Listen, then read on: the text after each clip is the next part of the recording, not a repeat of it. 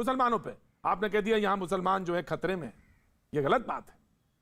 जी प्रेम कुमार जी। मुनव्वर राणा जी शायर हैं और उन्होंने एक दिन की और व्यक्तिगत घटना पर यह टिप्पणी की है, ये मानना ही हमारी गलती है। उन्होंने अतीत में लगातार जो पिछले कुछ सालों में घटनाएं घट रही हैं, उसके बाद जो मुसलमानों के फीलिंग है उसको व्यक्त किया है। मैंने पहले भी कहा कि एक बार फिर सरकार को ये इस पर विचार करना चाहिए कि मुसलमानों में ये खौफ खत्म करे।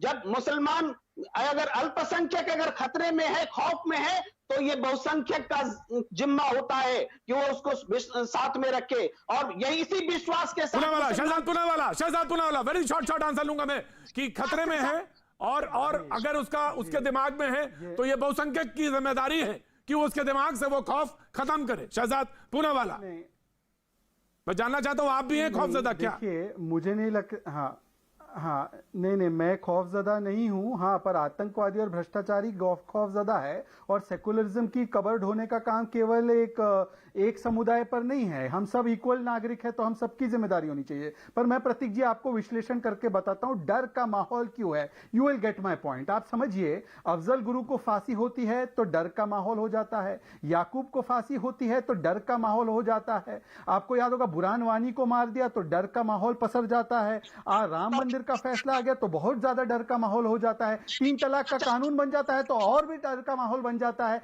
तो यू गेट माय पॉइंट कि डर का माहौल क्यों बनता है। ये डर का माहौल नहीं है, ये तुष्टीकरण की राजनीति। उन घटनाओं को किसी मुसलमान ने समर्थन दिया हो, इससे तुष्टीकरण की राजनीति एक मिसाल पहले आप दोगे, आगे बढ़ोगे। डर का माहौल है। आपके इल्जाम लगाने से, आपके चेचे करने से बात कुछ नहीं होती। देखिए एक मिसाल दीजिए आप, एक सेकंड, ये मसूद अजहर जो है, मसूद अजहर जो है, ये मसूद अजहर जी जो है, मसूद अजहर जी जो बोल रहे हैं यहाँ पे, या बात की हो। देखिए प्रतीक जी, मसूद अजहर जी फिर से बोल पड़े। मैं मसूद अजहर जी से एक ही सवाल पूछना चाहता हूं।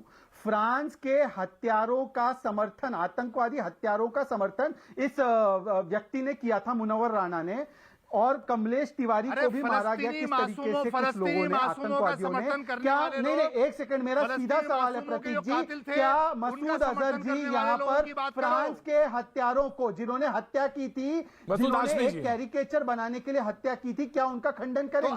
क्या कमलेश तिवारी के हत्यारों का खंडन करेंगे? हिंदुस्तान के कानून ने क्या किया? प्रतीक जी मेरा सवाल सुना आपने, दर्शकों ने भी सवाल सुना होगा।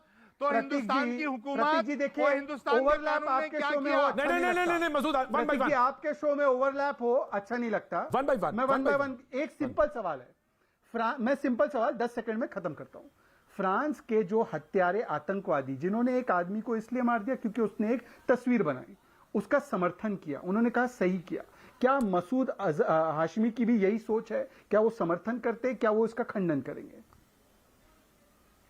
मसूद हाशमी सर, जो कोई हमारे रसूल की शान में गुस्ताखी करेगा, जो कोई भी हमारे इस्लाम की शान में गुस्ताखी करेगा, उसका सिर्फ फ्रांस में नहीं, दुनिया के किसी भी कोने में जो हशर किया जाएगा वो हम तुम्हें दिखाएंगे।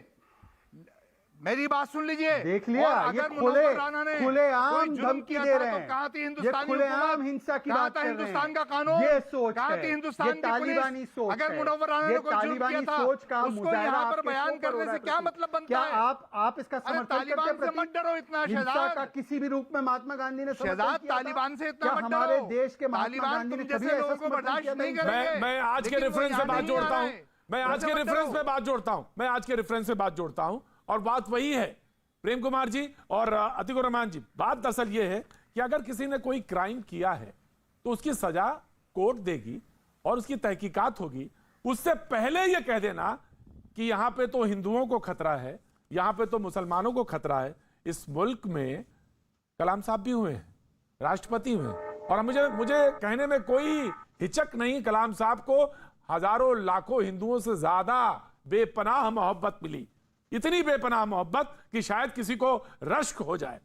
अगर वो राष्ट्रपति ना भी होते तो भी उतनी ही मोहब्बत है, बेपनाह मोहब्बत है। तो ये सवाल ये कह देना कि यहां मुसलमान जो है खतरा है, वो खतरनाक है, तो ये अपने आप में जायज बात नहीं है जो ये कही गई। जी त्रिवेदी जी, मैं कहना चाहता हूं कि क्यों खतरे में महसूस कर रहे हैं। देखिए, आज तक हिंदुस्तान में मुसलमान इस स्थिति में ऐसी फीलिंग के साथ नहीं थे। आज है तो इसका कारण समझिए। आप देख रहे हैं कि यूएपीए के मामले 2000 से ज्यादा लंबित है, 98% पर कोई काम पंजाब नहीं में सबसे ज्यादा लगा है यूएपीए, पंजाब में सबसे ज्यादा है, पंजाब में सबसे ज्यादा लगा है। प्रेम जी अपनी ऑडियो ठीक कर लीजिए। प्रेम जी ऑडियो ठीक, अपना वायर ऑडियो को ठीक करिए। आज सेडिशन के मामले में फटकार जी, ऑडियो वायर का ऑडियो ठीक करिए। प्रेम जी, आरएस से पहले में यूएपीए के मामले पंजाब में सबसे ज्यादा लगे हैं। प्रेम जी अपना ऑडियो ठीक करिए। जी बोलिए, जी जी बोलिए, जी बोलिए प्रेम जी। प्रेम जी जी मैं कह रहा हूं कि जो यूएपीए के मामले हैं हिंदुस्तान में 98% लंबित है। और उत्तर प्रदेश में आप देखिए, मुसलमानों को, दलितों को, ये लोग या फिर पॉलिटिकल जो विक्टिमाइज है, जो कि कम्युनिस्ट बोल के, बमपंथी बोल करके उनको ये यूएपीए में डाला गया है, राजनीतिक विरोधी। इसलिए मुसलमान खुद को असुरक्षित महसूस कर रहे हैं। मुसलमान असुरक्षित महसूस करते हैं क्योंकि जब उपद्रव हुआ, उपद्रव के नाम पर मुसलमानों से संपत्ति वसूलने के लिए उत्तर प्रदेश में चस्पा कर दिए गए, होर्डिंग डाल दिए गए। क्या उससे पहले या उसके बाद क्या इस देश में हुए? मुझे बताया जाए, मुझे कोई उदाहरण बताया जाए जो उत्तर प्रदेश में मैं प्रेम जी उदाहरण बताया जाए, कोई उदाहरण बताया जाए उत्तर प्रदेश में दंगे का जो हुआ हो, बड़ा दंगा। नहीं, मैं कह रहा हूं कि सीएए के जो उपद्रव हुए, जो कि 1000 से ज्यादा आज वही सीएए के लिए कह रहे हैं आप। प्रेम जी, आज वही सीएए के लिए कह रहे हैं आप कि ये अच्छा है, कम से कम इसमें मुसलमानों को भी जोड़ दिया जाए। आज मनजिंदर सिंह जी उसी को लेकर कह रहे हैं कि 2021 तक कट ऑफ डेट कर दीजिए भाई।